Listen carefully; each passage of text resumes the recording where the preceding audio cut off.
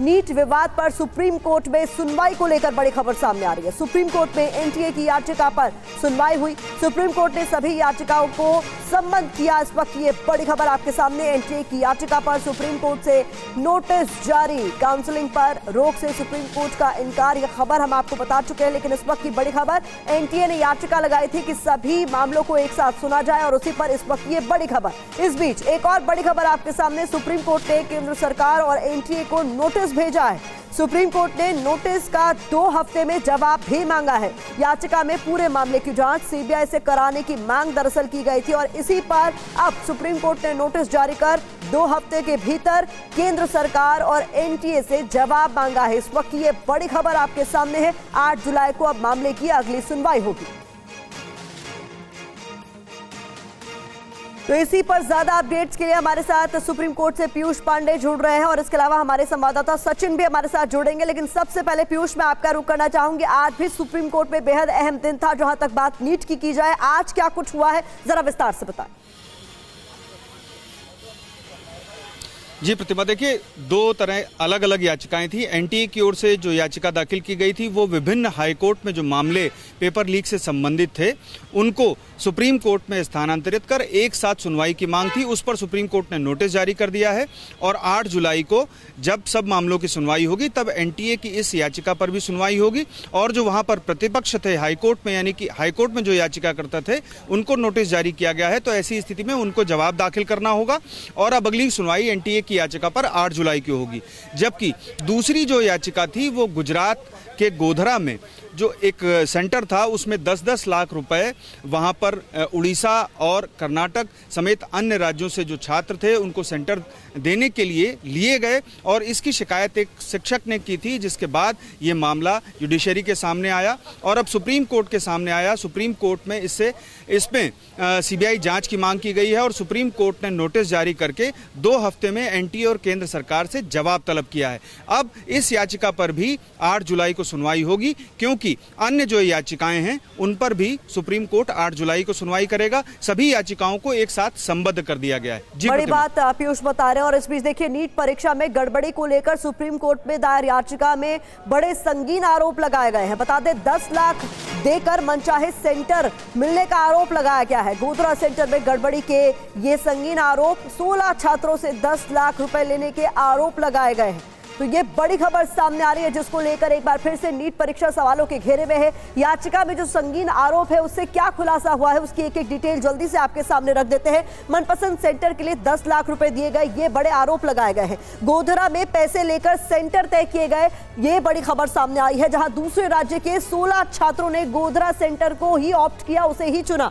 ओडिशा, झारखंड, कर्नाटक के जो छात्र हैं वो गोधरा सेंटर पहुंचे परीक्षा देने के लिए।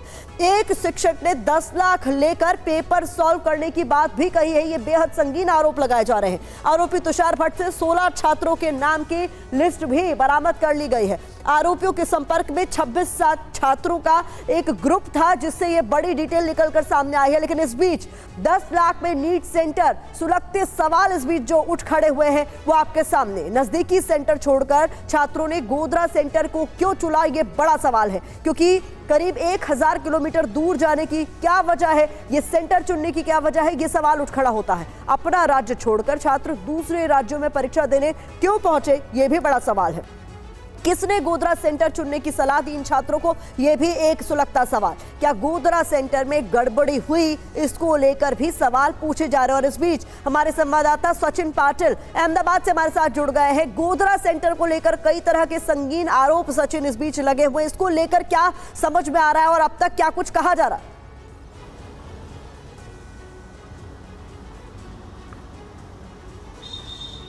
प्रतिभा, सबसे बड़ी बात तो यही है कि जय जलाराम इंटरनेशनल स्कूल, जहां पर ये एग्ज़ाम सेंटर रखा गया था, जिसका एग्ज़ाम सेंटर का जो सुपरिटेंडेंट है वो तुषार भट्ट था।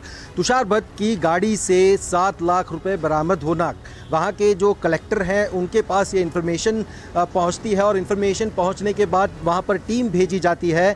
वहाँ पर सारी जो छानबीन है वो छानबीन वहाँ पर की जाती है और छानबीन करने के बाद पता लगता है कि जो स्टूडेंट्स की लिस्ट है, जो उनकी व्हाट्सएप लिस्ट में मिलती है, जिसमें 16 स्टूडेंट्स, जिसमें से 10 स्टूडेंट्स जो हैं वो गुजरात राज्य के बाहर के स्टूडेंट। जैसे आपने बताया, ये जो याचिका की गई है उस याचिका में भी झारखंड और अन्य राज्य उड़ीसा से जो स्टूडेंट्स यहाँ पर एग्जाम देने के लिए आए हैं, तो सबसे बड़ा सवाल यही खड़ा होता है कि अगर नज़दीकी सेंटर चूज करना होता है तो इन स्टूडेंट्स ने गुजरात के गोधरा का ये सेंटर चूज कैसे किया। साथ ही साथ ये सारे आरोपी जो हैं उसमें परशुराम रॉय से लेकर के तुषार भट्ट से लेकर के आरिफ वोरा, जिसने तुषार भट्ट को ये 7 लाख रुपए दिए थे, जो तुषार भट्ट की गाड़ी से बरामद हुए हैं, तो उनके बीच क्या कनेक्शन है। साथ ही साथ जो अन्य आरोपी गिरफ्तार हुए हैं, जो बिहार से गिरफ्तार हुए हैं, तो क्या ये लोग जो थे वो इनके लिए उन बच्चों को इस एग्जाम सेंटर में लाने तक का रोल अदा किया करते थे क्या। ये सारी जो इन्वेस्टिगेशन है वो इन्वेस्टिगेशन पुलिस कर रही है, लेकिन कई ऐसे सवाल हैं, कई ऐसी चीजें हैं जो अभी एनटीए की तरफ से रिप्लाई न मिलने के कारण अटकी हुई है। जो पुलिस सूत्रों की माने तो ये जो पूरा मामला है, इस मामले में एनटीए की तरफ से जो सीसीटीवी फुटेजेस हैं, जिसकी ये लोग एजेंसी को इसको हायर करते हैं सीसीटीवी फुटेजेस के लिए, तो वो डाटा अभी जो है वो एनटीए से पुलिस को मिलना बाकी है। साथ ही साथ जो 10 छात्र हैं उनकी जो पूरी डिटेल्स हैं वो डिटेल्स एनटीए की तरफ से पुलिस को मिलना बाकी है। तो ये जो सारा जांच का दायरा है वो दायरा अन्य राज्यों की तरफ बढ़ सकता है। चूंकि सचिन आपने अन्य राज्यों का जिक्र किया, इस बीच देखिए हमने गोधरा की बात आपसे की, लेकिन बिहार से भी बड़ी खबर आ रही है नीट विवाद में, और बड़ी खबर का हम रुख कर लेते हैं। एनटीए ने पटना ईओयू को जवाब भेजा है। एनटीए के जवाब से ईओयू संतुष्ट नहीं है। सूत्रों के हवाले से ये बड़ी खबर सामने आ रही है। एक बार फिर से एनटीए से इस पूरे मामले में जवाब मांगा जाएगा।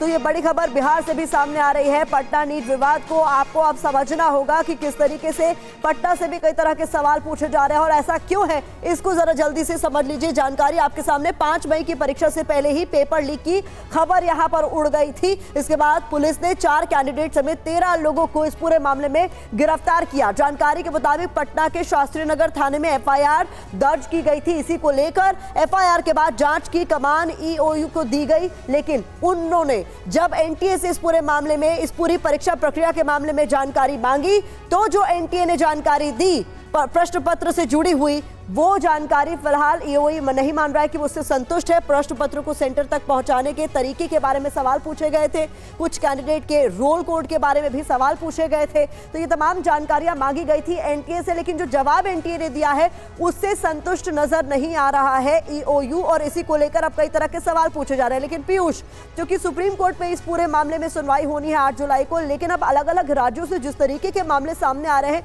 कहीं ना कहीं ये भी एक बड़ी वजह रही होगी कि जब पहली बार सुनवाई कर रहा था सुप्रीम कोर्ट, तो उन्होंने इस बात को माना था कि परीक्षा की जो पवित्रता है वो प्रभावित हुई है। बिल्कुल प्रतिमा, देखिए जब पहली बार इस मामले पर सुनवाई हो रही थी तब सुप्रीम कोर्ट ने सीधे तौर पर कहा था कि जो परीक्षा है उसकी पवित्रता कहीं ना कहीं प्रभावित हुई है और यही वजह है कि हम इस मामले पर सुनवाई करेंगे। अब इस मामले में कई याचिकाएं जो है उन पर सुप्रीम कोर्ट 8 जुलाई को सुनवाई करेगा। दरअसल इस मामले में एक तरफ एसआईटी जांच की मांग और सुप्रीम कोर्ट की निगरानी में जांच की मांग, सीबीआई के जरिए जांच की मांग या फिर किसी अन्य केंद्रीय एजेंसी से जांच की मांग। और इसमें खास बात यह है कि एनटीए की ओर से पहले बचाव किया गया था सुनवाई में और बाद में ग्रेस मार्क को लेकर के अचानक जो निर्णय लिया गया और सुप्रीम कोर्ट के समक्ष रखा गया, तो सुप्रीम कोर्ट भी इस मामले में आश्चर्यचकित हुआ था। हालांकि सुप्रीम कोर्ट ने इस मामले में उसके बयान को दर्ज करके जो याचिकाएं थी उन पर सुनवाई की तिथि 8 जुलाई को लगा दी थी। अब देखना यह है कि सुप्रीम कोर्ट का इस मामले में रुख क्या रहता है, क्योंकि देश भर से अलग अलग याचिकाकर्ता, जिनमें छात्र भी हैं, टीचर भी हैं और अन्य लोगों की ओर से ये याचिकाएं दाखिल की गई हैं। तो ऐसी स्थिति में जब 8 जुलाई को सुप्रीम कोर्ट सुनवाई करेगा तो देखना यह होगा कि सुप्रीम कोर्ट का रुख क्या रहता है, कितना सख्त रहता है, क्योंकि विभिन्न तरीके से सूचनाएं सुप्रीम कोर्ट तक पहुंची हैं जो याचिकाओं में दी गई हैं सुप्रीम कोर्ट को। बिल्कुल, जी प्रतिमा, परीक्षा को लेकर पीयूष और सचिन जानकारी दे रहे थे। फिलहाल आप दोनों का बहुत बहुत शुक्रिया। लेकिन नीट विवाद पर विपक्ष सरकार को लगातार घेर रहा है, जबकि केंद्रीय शिक्षा मंत्री ने साफ तौर पर कहा है कि नीट परीक्षा में कोई भ्रष्टाचार नहीं हुआ है। कैसे इस पर सियासत हो रही है, जरा देखिए।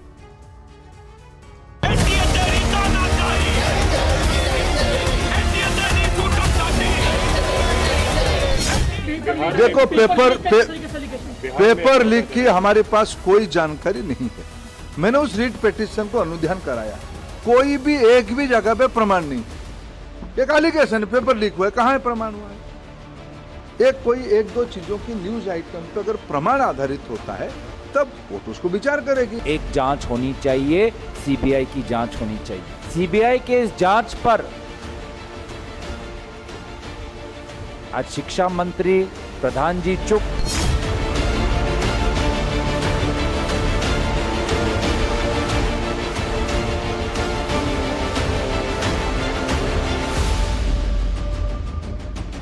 मेरे जितना जानकारी है, नीट एक कॉम्पिटेंट एग्जामिनेशन करने वाला अथॉरिटी बन चुकी है। मैं तो उनसे यही पूछना चाहूंगा कि किस जांच के आधार पर आज उन्होंने एनटीए को क्लीन चिट दे दी। कितने बच्चों से वे मिले, कितने बच्चों के माताओं और पिताओं से वो मिले।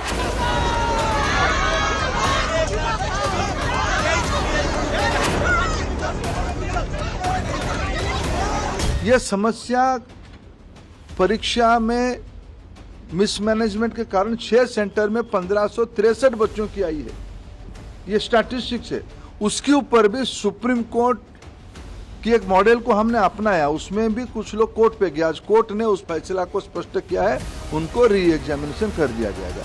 इसलिए इसमें कोई संशय और शंका की गुंजाइश नहीं है कि जब से भारतीय जनता पार्टी की सरकार है, या तो पेपर लीक होता या फिर इस तरह की धांधलियां हो रही, परीक्षाओं की पवित्रता नष्ट हो गई। आइए बढ़ते हैं आगे। जम्मू कश्मीर में आतंक को घाटी के लोगों ने करारा जवाब दिया है। 4 आतंकी हमलों के बीच आज से कश्मीर में खीर भवानी मेले की शुरुआत हो चुकी है, जिसमें भक्तों की भारी भीड़ पहुंच चुकी है। खीर भवानी के बारे में कहा जाता है कि ये ऐसा दिव्य धाम है जिसके बिना कश्मीर और कश्मीरियत की कल्पना भी नहीं की जा सकती। वो चमत्कारी धाम जिसके बारे में मान्यता है कि यही वो देवी है जो कश्मीर की हमेशा रक्षा करती आई है, जिस देवी के बारे में कहा जाता है कि पाकिस्तान भी उनके नाम से कांपता है। आज कश्मीर के लोगों ने चीन, पाकिस्तान और आतंक को इसी धाम से मुंहतोड़ जवाब दिया है। इस बीच आपको बड़ी खबर बता देते हैं, आतंक को जम्मू कश्मीर का मुंहतोड़ जवाब। खीर भवानी मेले में भक्तों की भारी भीड़ उमड़ी हुई है। आज से शुरू हुआ है दरअसल खीर भवानी का मेला, और ऐसे में भक्तों का तांता लगा हुआ। कड़ी सुरक्षा के बीच खीर भवानी मेले की शुरुआत हुई है। जम्मू से सैकड़ों कश्मीरी पंडित इस मेले में शामिल होने के लिए पहुंचे।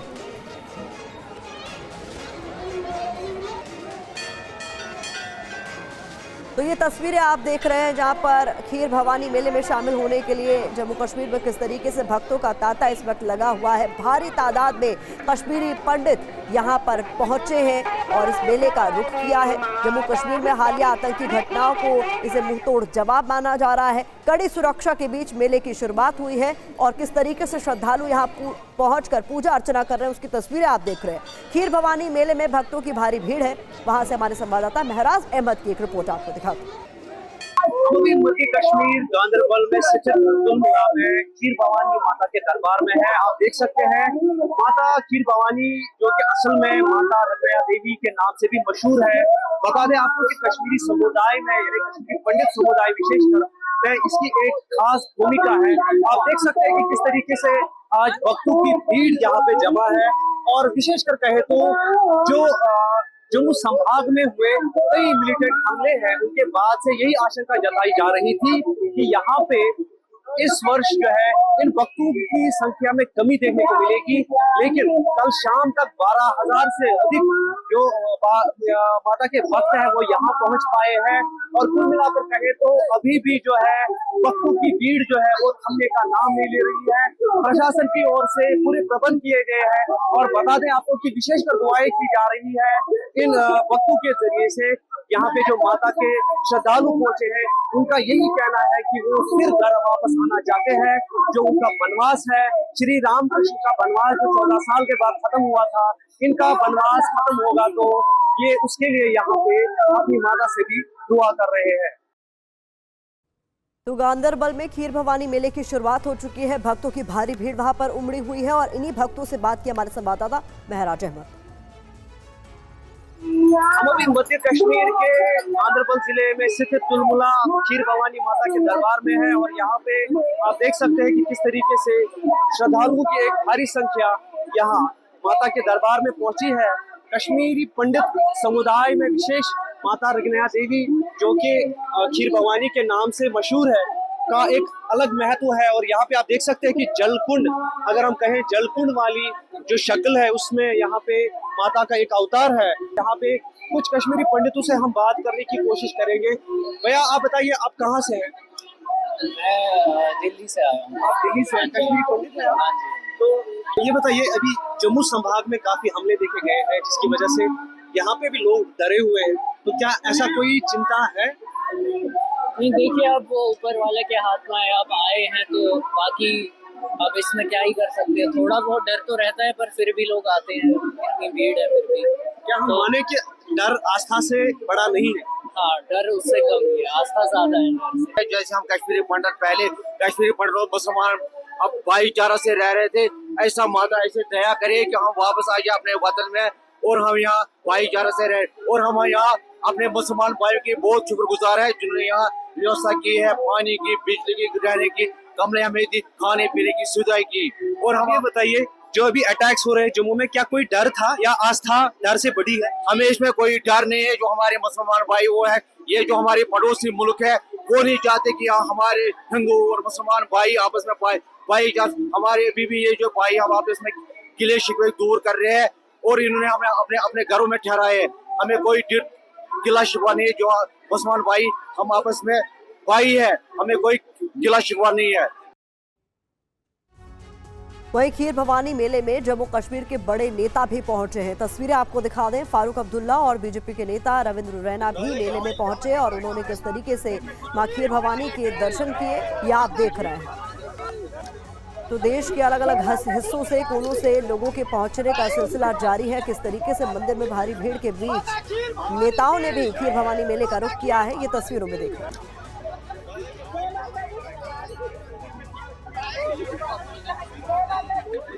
माता खीर भवानी की, माता खीर भवानी की। आइए बढ़ते हैं आगे। अपने ही पाले आतंक से त्रस्त और भूख से ग्रस्त पाकिस्तान में इस साल का बजट पेश किया गया। इस बजट में एक तरफ कारोबारियों और करदाताओं पर भारी भरकम टैक्स का बोझ लादा गया है, तो दूसरी तरफ रक्षा बजट में भी करीब 15% का इजाफा किया गया है। ऐसे में सवाल यह है कि जिस देश में रोजी रोटी का संकट चरम पर है, वहां रक्षा बजट में बढ़ोतरी क्यों हुई है? क्या इसके पीछे भारत का डर है? हमारी देश की संसद का कमिटमेंट है और भारतीय जनता पार्टी का तो पक्का कमिटमेंट है कि पाक ऑक्यूपाई कश्मीर भारत का हिस्सा है, उसको वापस। भारत की संसद ने 2 बार प्रस्ताव भी पारित किया है। पीओके हमारा था, है और रहेगा, इसमें कोई दो राय नहीं है। पीओके को हम अपना मानते हैं। सीमा में जो स्थिति जो है उसमें अभी भी कुछ इश्यूज बाकी बचे हुए हैं। भूख से बेहाल पाकिस्तान में सालाना बजट पेश हुआ तो इसमें भी भारत का डर दिखा। पाकिस्तान का खजाना करीब करीब खाली है, लेकिन इस खाली खजाने की बची खुची रकम के बड़े हिस्से पर एक बार फिर सेना ने कब्जा कर लिया, क्योंकि वहां के हुक्मरानों में सबसे बड़ा डर पीओके के भारत में विलय का है। 18,87,700 करोड़ पाकिस्तानी रुपए के कुल बजट में रक्षा बजट यानी सेना के खाते में 2,12,200 करोड़ रुपए चले गए। पाकिस्तान के लोगों ने कैसे शहबाज शरीफ सरकार के इस बजट को खारिज किया है, आपको दिखाएंगे। अभी आप 2024-2025 के पाकिस्तानी बजट का अंक गणित देखिए। पाकिस्तान के 2,12,200 करोड़ रुपए के रक्षा बजट में कर्मचारियों से जुड़े खर्च के लिए 81,500 करोड़ रुपए, ऑपरेटिंग यानी परिचालन खर्च के लिए 51,300 करोड़ रुपए, हथियार, गोला बारूद और उपकरणों की खरीद के लिए 54,800 करोड़ रुपए और सिविल कार्यों के लिए 24,400 करोड़ रुपए तय किए गए हैं। पिछले साल यानी 2023-2024 में पाकिस्तान रक्षा बजट 1,85,400 करोड़ रुपए था, जो इस बार 26,800 करोड़ रुपए ज्यादा है। यानी पाकिस्तान ने अपना रक्षा बजट में करीब 15% का इजाफा किया है। सवाल ये कि क्या इस इजाफे के पीछे पीओके खोने का डर है? 2024 के चुनाव प्रचार में प्रधानमंत्री नरेंद्र मोदी से लेकर बीजेपी के हर बड़े नेता ने पीओके का जिक्र किया। जल्द से जल्द वहां के लोगों को पाकिस्तान की गुलामी से आजाद कराने का वचन दिया। ऐसे में अब सवाल यह है कि प्रधानमंत्री नरेंद्र मोदी के तीसरे शासनकाल में क्या अब वो ख्वाब भी पूरा होने वाला है जिसका इंतजार 1947 से है। यानी अब वो दिन दूर नहीं जब पीओके के लोगों की 77 साल पुरानी हिंदुस्तानी पहचान लौटने वाली है। ज्यादा दिन नहीं गुजरे जब पाकिस्तान के कब्जे वाले कश्मीर में लोगों का आक्रोश ऐसा फूटा कि इस्लामाबाद में बैठे सेना और सरकार की जमीन हिल गई।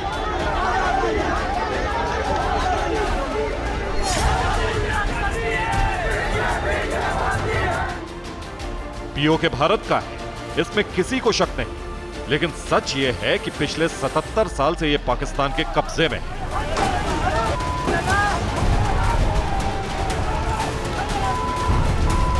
ऐसे में खुद पाकिस्तान के लोगों को भी अब लगने लगा है कि नरेंद्र मोदी की तीसरी पारी में भारत पीओके लेकर ही मानेगा। पीओके का भारत में विलय कब होगा, इसकी टाइमलाइन क्या हो सकती है, पहले उसे देखिए, फिर आपको इसे लेकर पाकिस्तान का सबसे नया डर भी दिखाएंगे। इस डर का आलम यह है कि पाकिस्तान के कब्जे वाले कश्मीर में अब आतंकियों की तस्वीरों के जरिए प्रोपेगेंडा फैलाया जा रहा है। पाकिस्तान दुनिया भर में आतंकवाद का सबसे बड़ा निर्यातक है, लेकिन वहां असली निर्यातकों पर कैसे टैक्स का हंटर चलाया जा रहा है, जरा इसे भी देख लीजिए। आतंक परस्त पाकिस्तान की सरकार के इस बजट से आम आवाम किस कदर पस्त है, अब वो भी देखिए। यह हताश और निराश पाकिस्तानी कब सड़कों पर उतर जाए, इसकी कोई गारंटी नहीं, क्योंकि जो चिंगारी पीओके में कुछ दिनों पहले भड़की थी, वो अब पूरे पाकिस्तान को अपनी चपेट में ले सकती है। पाकिस्तान के कब्जे वाले कश्मीर में वहां की हुकूमत के खिलाफ विद्रोह लगातार जारी है। वहां के लोग इस्लामाबाद से आजादी की मांग कर रहे हैं, भारत के साथ विलय की वकालत कर रहे हैं। ऐसे में अब चीन समेत चंद मददगारों के कर्ज पर गुजर बसर कर रहे पाकिस्तान में खलबली मची है। वहां हर जुबान पर एक ही बात है कि क्या अब पीओके में पाकिस्तानी झंडे की उल्टी गिनती शुरू हो चुकी है। इसी मंजर का डर पाकिस्तान के बजट में दिखा है। वैसे रकम के लिहाज से भले ही रक्षा बजट में बढ़ोतरी हुई है, लेकिन जीडीपी में हिस्सेदारी के लिहाज से ये पिछले साल के बराबर ही है। 2024-2025 में पाकिस्तान का रक्षा बजट जीडीपी का 1.7% है। 2023-2024 में भी पाकिस्तान की जीडीपी में रक्षा बजट की हिस्सेदारी 1.7% ही थी। 2022-2023 में यह आंकड़ा 1.9% था, तो 2021-2022 में 2.1%, जबकि 2020-2021 में 2.4%, तो 2019-2020 में ये 2.6% था। ये तस्वीर आज से ठीक 1 महीने पहले की है, जब पाकिस्तान के कब्जे वाले कश्मीर का मुजफ्फराबाद सुलग उठा। यहाँ के लोगों में पाकिस्तानी हुकूमत के खिलाफ आक्रोश चरम पर जा पहुंचा।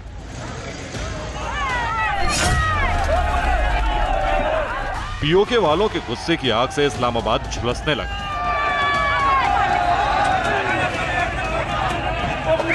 यही वजह है कि पाकिस्तान में भले खाने का संकट है, नौजवानों के पास सिवाय आतंकी बनने के कोई रोजगार नहीं है, लेकिन पीओके की खातिर शहबाज शरीफ की सरकार रक्षा बजट बढ़ाकर अपने असली आका यानी सेना प्रमुख आसिम मुनीर को खुश करने में जुटी। चुनाव नतीजों पर आरएसएस के नेता इंद्रेश कुमार का बयान सामने आया है। अहंकारी 241 सीट पर रह गए, ये बड़ी बात कही गई है। राम की भक्ति ने सबसे बड़ी पार्टी बनाया, राम का विरोध करने वालों को 234 सीट। सुनिए जरा क्या कहा। 2024 में भी राम राज्य का विधान देखिए लोकतंत्र के परम में कैसा है। जिन्होंने राम की भक्ति की और धीरे धीरे अहंकार आ गया, उस पार्टी को सबसे बड़ी पार्टी घोषित कर दिया, और उसका और जो पूरा उसको मत मिलना चाहिए, जो शक्ति मिलनी चाहिए, वो भगवान ने अहंकार के कारण दिया। जिन्होंने राम का विरोध किया उनमें से किसी को भी शक्ति नहीं दी, सब मिलकर भी नंबर 1 इन्होंने नंबर 2 पर खड़े कर दिए। इसलिए प्रभु का न्याय बड़ा विचित्र नहीं है, बड़ा सत्य है, बड़ा आनंददायक है। इसलिए जिस पार्टी ने भक्ति की, अहंकार आया, उसको 241 पर रोक दिया, पर सबसे बड़ी बना दी। जिनके अंदर राम की अनास्था थी, अश्रद्धा थी, और उनको सबको मिलकर 234 पर रोक दिया। कहा तुम्हारी अनास्था का यही दंड तुम्हें है कि तुम सफल नहीं हो सकते। इसलिए जो राम की भक्ति करे तो निरहंकार करे, और जो राम का विरोध करे तो उसका अकल्याण अपने आप है, प्रभु नहीं बिगाड़ दिया। इंद्रेश कुमार के बयान के बाद जहां विपक्षी दल बीजेपी पर सवाल उठा रहे हैं, तो वहीं जेडीयू और राम मंदिर के मुख्य पुजारी ने इस पूरे मामले पर क्या कहा, जरा सुनिए। जहां जहां प्रभु श्री राम का वास्तव्य रहा, वो सभी पवित्र भूमि पर अहंकार का पराभव हुआ है। रावण अहंकारी था, इसलिए प्रभु श्री राम ने रावण का पराभव किया, उनका वध किया।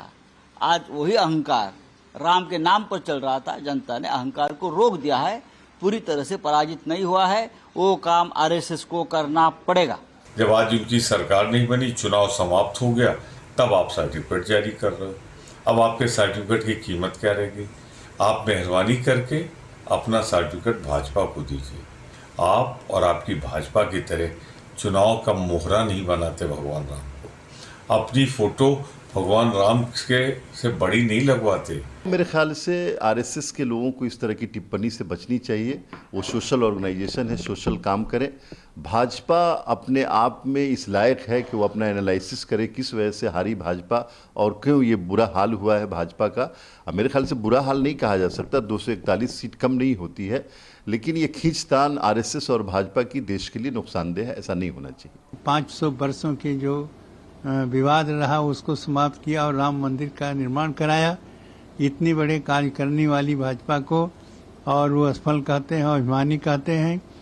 उनके स्वयं समझदारी नहीं है, उनके वस्तुतः जो बोल रहे हैं वो गलत है, वास्तविकता है यह नहीं है।